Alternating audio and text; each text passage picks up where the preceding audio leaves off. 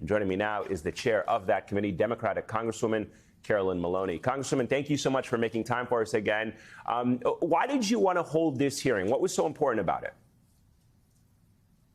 Because it's on the ballot this next midterm election, and it's important to women's lives. To me, I was astonished that they would roll back 50 years of accepted law, a constitutional right for women to make decisions about their own health care, including abortions, including reproductive health care. And it's really frightening what's happening.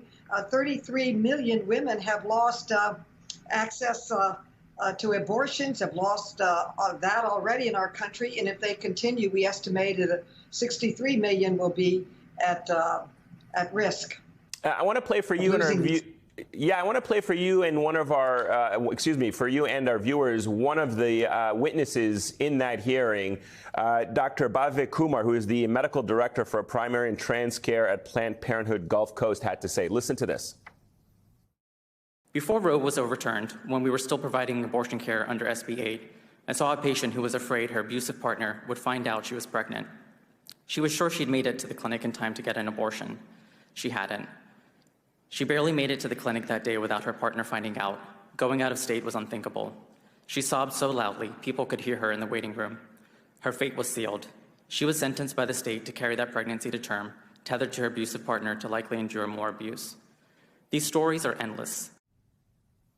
You know, as he said, these stories are endless, but talk to us a little bit about what you heard in Thursday's hearing on how abortion bans and restrictions affect real folks who are already the most vulnerable in our society. It was heartbreaking, and like you said, it affects our most vulnerable. We did a report that I thought was astonishing. Actions speak louder than words. They keep saying that they just want to return it to state rights, but we documented 51 bills, over 51 bills that banned abortions that have been introduced in this last Congress, over 120 laws that have passed across this country restricting a woman's right to choose. They're no longer restricting it. They're bulldozing our rights right into the ground, and they're not stopping. They're talking about access to birth control. But over 51 laws that either outright ban abortion or make it a crime, could put doctors and nurses in jail, banning access to medicated abortions and banning the freedom to move across state lines to seek an abortion. Democrats, on the other hand, we have passed a federally protected right to abortion in the House. It's stalled in the Senate. And we have also passed a bill that guarantees access to abortion. The Biden-Harris administration has come out with numerous executive orders to restrict and to help women access health care. The Republicans were saying that abortion is not health care. That was their main theme. But all of our doctors on the panel and the official doctors and gynecologists, their organizations have come out and said that abortion is absolutely health care and that women will die, women will be injured and hurt in many cases because of their lack of access to an abortion. We heard heartbreaking stories of women that were forced to carry children that were incompatible with life and really life-threatening situations that they were in. Congresswoman, allow me to shift gears and get your thoughts on another important development. There was some breaking news that came out earlier tonight. I'm sure you're aware of the National Archives telling your committee that it has still, till this day, not recovered all the records from Trump administration officials that should have been transferred under the Presidential Records Act. What is your reaction to that shocking news that NARA does not have the records that they are supposed to have?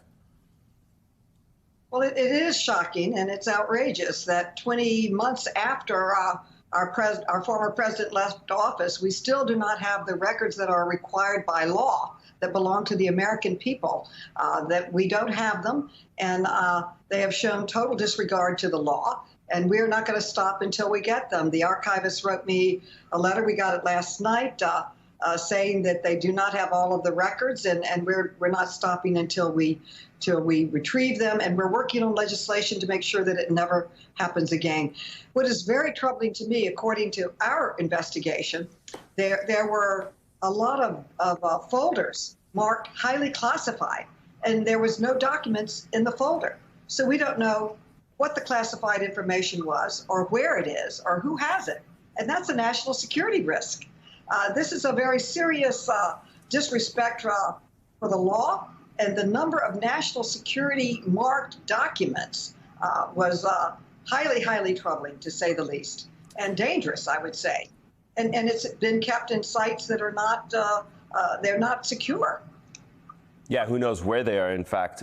Congresswoman Carolyn Maloney, I appreciate your time as always. Thank you so much for joining us this evening.